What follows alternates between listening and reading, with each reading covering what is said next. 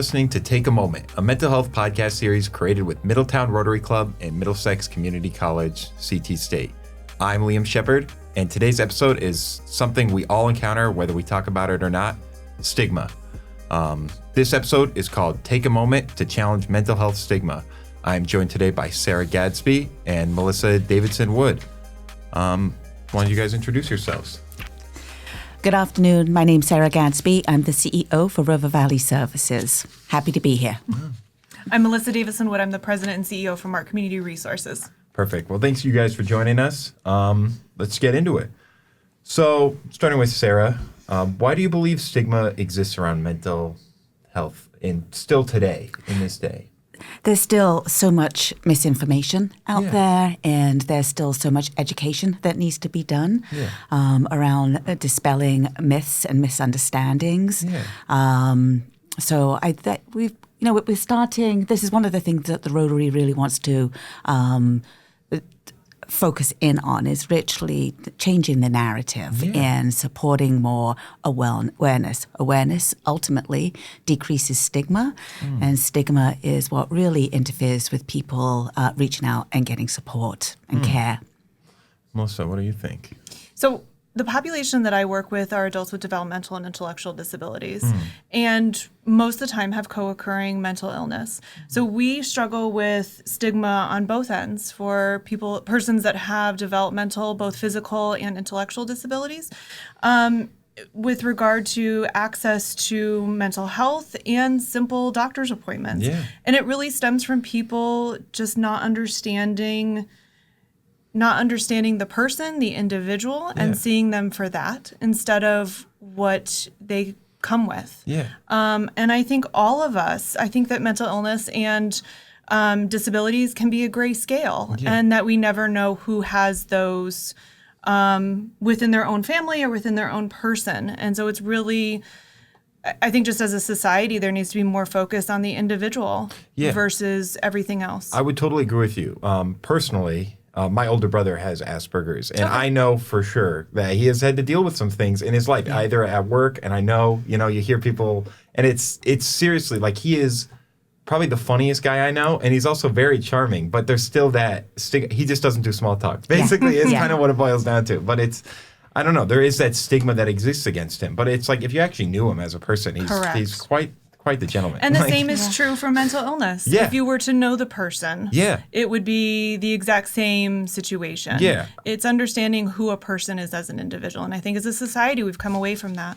Like the last conversation we just had in here was about addiction and recovery. And addiction is a mental illness, and it's also heavily stigmatized by society as a whole, specifically. And it's a shame, honestly. It really is. No, it is. And it's, one of the, when talking about substance abuse in particular, it's trying to put it in the forum, like, nobody grows up saying, I want to become an alcoholic, right? And I'm going to lose all of my family and lose all of my friends and lose my job and end up being homeless, or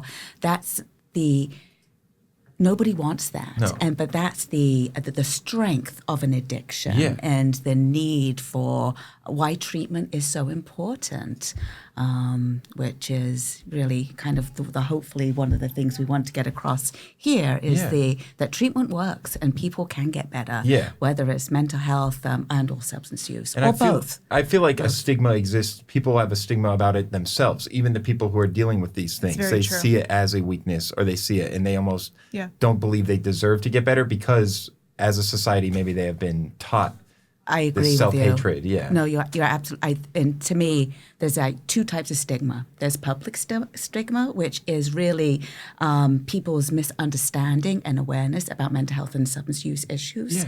And then there's an internalized stigma, and that's the person who may be struggling with a mental health or substance use issue that they believe some of the misinformation that is out there. And internalizing the stigma is what, again, stops it.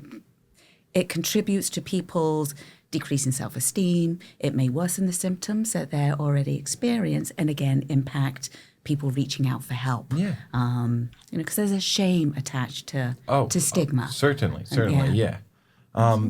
So what are like stigmas that you guys have like witnessed personally or something? Like, do you have like a specific story that you wish to share or like?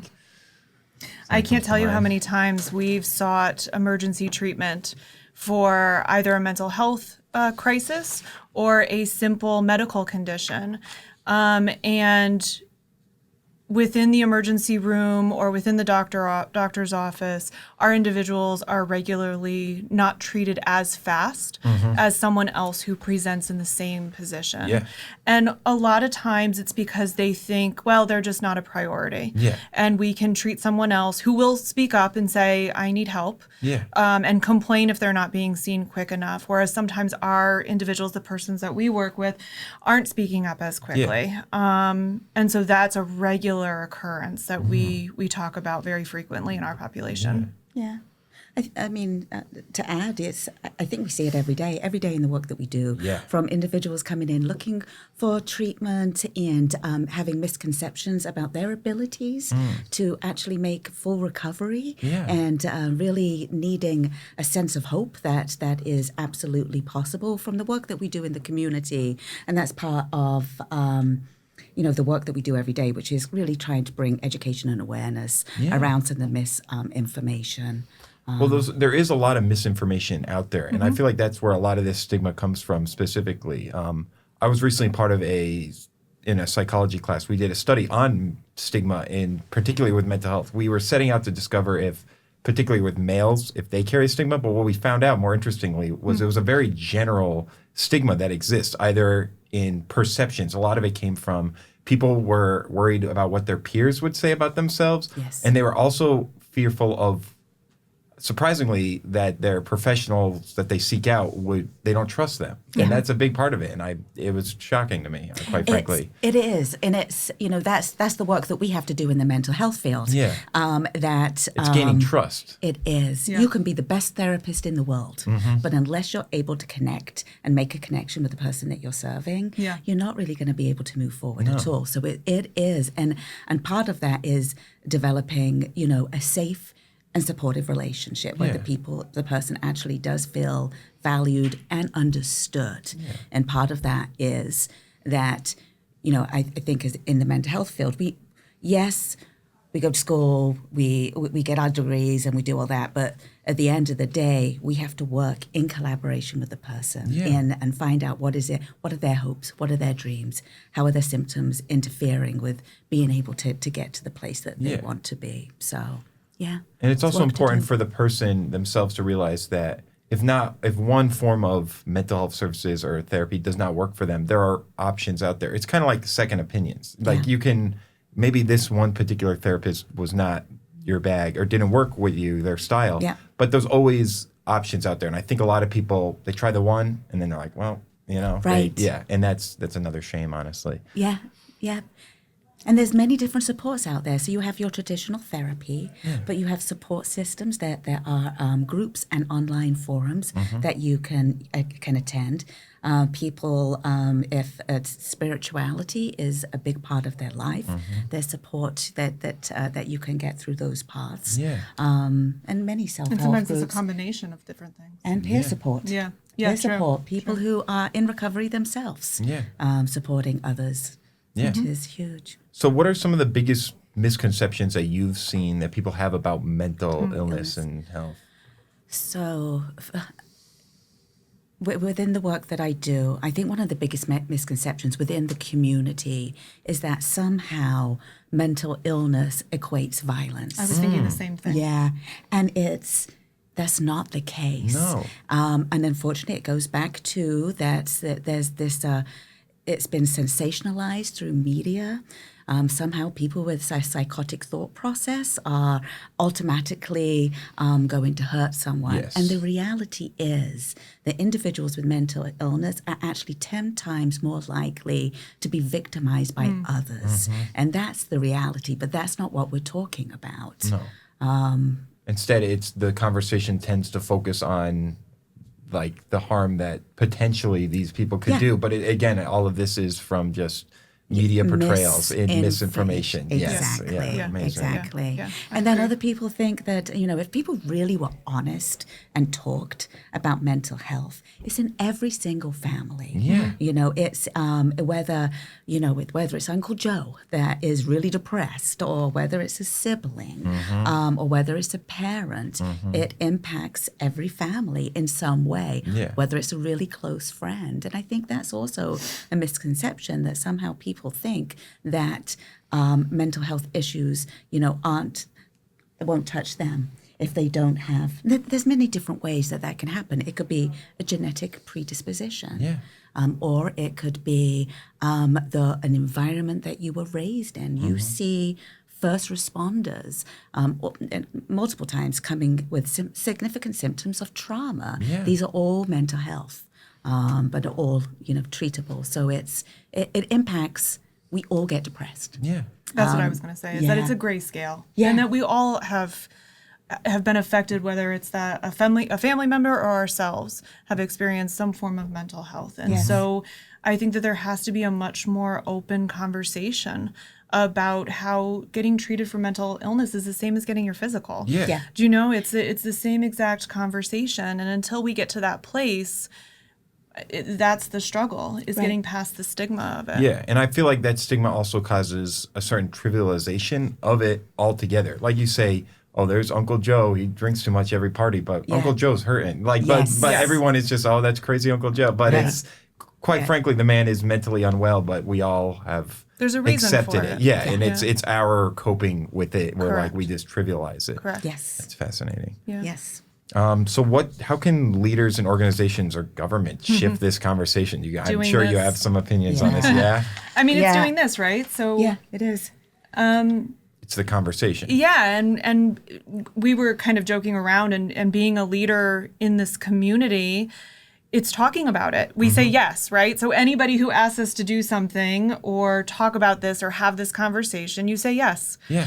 Because the more that we're talking about it and the more that we're having a conversation, even if it's amongst ourselves, it lends to a greater understanding and a greater appreciation for what each of us do. We run very different agencies, but it's all under the same umbrella, and suffering from the same exact stigma. And so amongst ourselves and within the community, we just have to be talking more. Yeah. The conversation is very Has to be important. had, yeah. No, that's a great point. So what role I'll start with Sarah. What role does your organization play in increasing access and reducing shame? It is the work I do daily. So we're very involved in the community. The work, the population that my agency serves is, individuals that don't necessarily would work well in a traditional outpatient clinic. They may need a bit more support.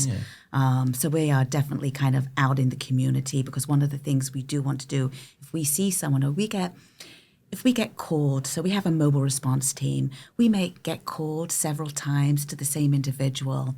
And at that point, we would start trying to engage that individual into like, hey, come to services with us. Your life doesn't need to be this way. So we are, not only are we traditional in that you can pick up the phone, call us and do an intake, but we're also out in the community, really engaging the general population and really looking at a way to fast track individuals into treatment. And maybe that person would typically not seek help unless it was offered directly to them. They need that push or that that person to tell them there's more. The work to do it themselves might be too hard, but to almost have that person reach out is maybe that's what they need. And there's other avenues too. So we have a working relationship, a collaborative relationship with Yale, and what's called their STEP program. And the mission of this STEP program is to get individuals experiencing early onset of psychosis into treatment faster. So usually a psychosis would appear, the average is about age 21, but with quick and immediate care, it can be absolutely life-changing. So so one of the things that we do as we work with Yale is that they'll send us a referral of a young adult, and we'll get them into care really quickly. And because again, it can be And it can be life-changing. It's that fact acting, almost like early detection of like cancer in a way. Exactly. And then but it's also, again, doing these types of forums where, people may not want to talk about they're having strange thoughts or they're hearing like a voice. And so for them, that a lot of times what that person will do is internalize that because of stigma. Yes. And then not reach out and get help and hope it's just going to go away. And the reality is sometimes it does, sometimes it does, sometimes it doesn't. But so that's the type of access to care that we look at and we try to support. Yeah. Yeah. It's viewing mental illness as more than just, it is illness. This is a sickness, a disease like any other. And Exactly. That's, And as I said, it's like mental health is health. It's the whole, there's no separation. There's no difference between mental health and physical health. No. Melissa, so what would you say? What role does your organization play in I think it's very similar. I mean, we do a lot of community events. We provide a lot of forums. We're connected to a lot of partners within the community, mostly to get the message out of who we are and what we do and how we provide services to families and individuals. And within that education is the reduction of stigma, of people understanding that disabilities and mental illness occur in my family. Yeah. So why would I look at anyone else differently when I have a relative with the same diagnoses? Yeah. And so that's important that we just get the message out more and talk more. It's, who am I to judge, so to speak? It's like, who am I to judge thee who, or, you know what I'm saying? Yes, absolutely. Well, I don't think anybody understands, I think that we all sit here today and we all got in this field for some reason, right? We all had a personal reason why we got in. Yeah. And we have no idea what that is when you first meet somebody. No. And so you have no idea what another person is dealing with on a single day. Yeah. And so it's being cognizant of that and understanding that we all carry those things with us, regardless of our appearance. We all carry that stuff. And people in the community are the same exact way. Yeah. And so it's being more sensitive to everyday struggles of everybody. Yeah, a big part of it is empathy, I think, is gaining empathy or having empathy for people. And in the medical field, I feel like there is a certain lacking of, like you speak of emergency rooms and stuff like that, there is a certain lack of empathy, or it's like, all right, get them out of here. But it's desensitized. People have become desensitized to some of that. And you have to understand that those crises that are happening in that day are crises for that person. Yeah. And to them, it could be their worst day of their lives. Yeah. And to us, it's just moving through the day. Yeah, they're like, oh, it's my 9 to 5. Yeah. Correct. That's a shame. So I'll go to Sarah. What advice would you give to someone who's struggling silently right now, if you could? Reach out, get help. You don't have to do it alone, and that there is really good treatment out there. Yeah, that's good advice.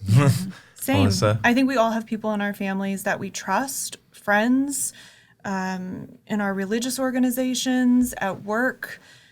There's somebody that you can talk to. Yeah. And you have to take the first step. And maybe it's us, not that it's our responsibility, but if we know someone who is struggling, maybe it's that we should be the ones, not to push them, but offer a suggestion or help them in this process. Support them. Right? Exactly. Let them know. Don't tell them what to do. No. Don't this is what you have to do. No. But you just But hey, I see you're not feeling well. Yes. If you want to talk about it, I'm here. Yes. Yeah. If you want me to help you, let me know. Yeah. So opening up that dialogue. What do you guys think what would you want the biggest takeaway from this conversation to be? Like, what would you want people to leave listening to this? What would you want them to leave thinking?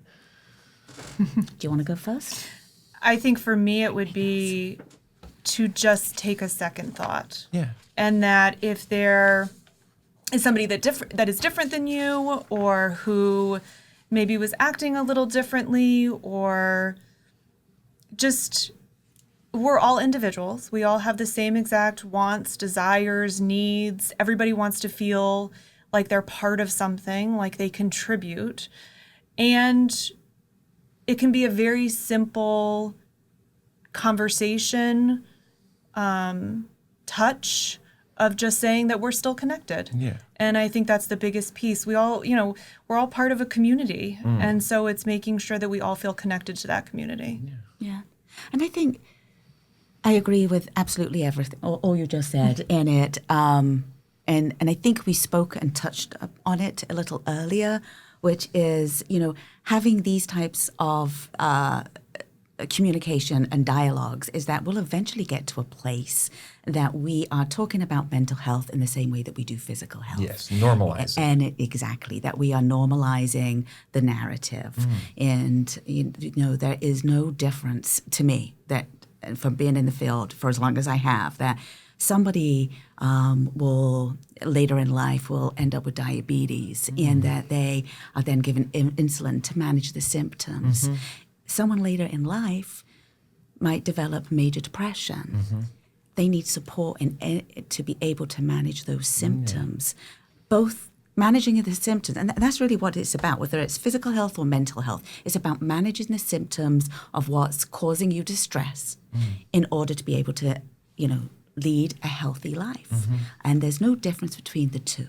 Yes. The only difference is the stigma that's associated with mental illness and substance use, and that's the work. So if we get anything from this podcast, it's really open up that conversation. Speak to your friends, your family members, normalize the conversation, because someone like your brother has the opportunity to have an amazing life. He sounds like he's quite the gentleman. Yeah, but it's Yes. And I think the connection between physical health and mental health is something that we all need to address. I mean, a lot of people who I've known who have struggled with mental health, they initially think it's a physical problem. Yeah. They think they're having heart attacks and it's a panic attack, or it's a lot of these times they manifest themselves physically, and it's your body and your mind telling you that something needs to change, or there's a problem. Perfect point. It is all interconnected. It really is.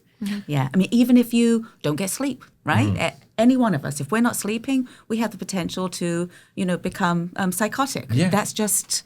That's just how it is. All right. Yeah. It doesn't mean that we're going to have ongoing psychosis, but our bodies and our minds are all interconnected. Yeah.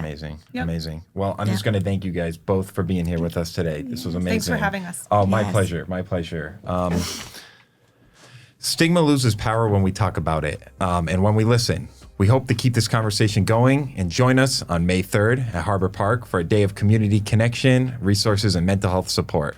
Until next time, take care of yourself and take a moment when you need it.